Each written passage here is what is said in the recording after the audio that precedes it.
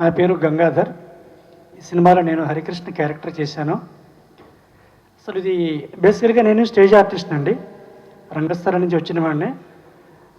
అయితే కొంతకాలం జాబ్ చేసి ఆ తర్వాత జాబ్ వదిలేసి సినిమా ఇండస్ట్రీకి రావటం అనేది జరిగింది. గత 10 సంవత్సరాలుగా సినిమా ఇండస్ట్రీలో నేను వర్క్ చేస్తున్నానండి. సినిమా నాకు అవకాశం ఎలా వచ్చిందంటే, దీనికంటే ముందు భైరవ గీత అని సినిమా ఒకటి చేశానండి. అందులో హీరోకి సపోర్టింగ్ ఒక 4 ఫాలోయర్స్ ఉంటారు. నేను వన్ ఆఫ్ ద ఫాలోయర్. దానికి రాజ్ కుమార్ గారిని కాస్టింగ్ డైరెక్టర్ వర్క్ చేశారు. ఆయన ఏం చేశారంటే, ఒకరోజు బయట ఇలా మాట్లాడుతుండగా ఫోటో తీశారు. ఫోటో తీసి హరికృష్ణ క్యారెక్టర్కి మీరు బాగుంటారండి అని చెప్పి నా ఫోటో ఆర్జీవి గారికి పంపించారండి.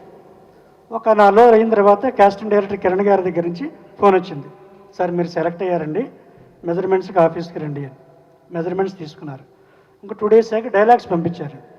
ఈ డైలాగ్స్ షూట్ చేసి మీరు పంపించండి అని. ఆ అగ్రెసివ్నెస్ అది షూట్ చేసి పంపించానండి. ఆ తర్వాత డేట్స్ ఇచ్చి బాంబే వెళ్ళి షూటింగ్ అనేది అప్పటి నుంచి ఇప్పటిదాకా ట్రావెల్ అవుతూ వచ్చాం సార్. అది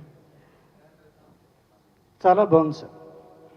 బాలు లక్ష్మీ ఎన్టీఆర్లో బాలకృష్ణ గారిలా యాక్ట్ చేశాను. చాలా సంతోషంగా ఉంది.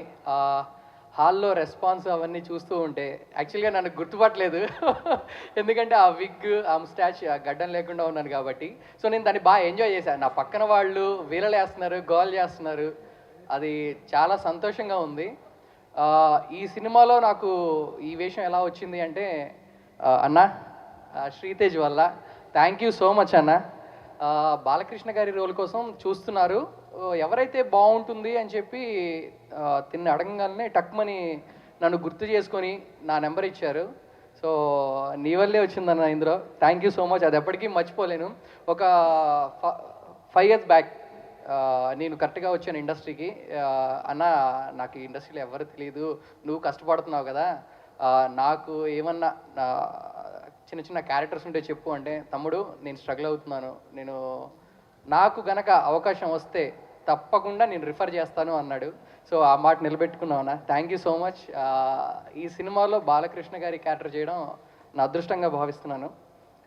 లైఫ్ టైమ్ రోల్, ఇంకా ఇలాంటివి రావు.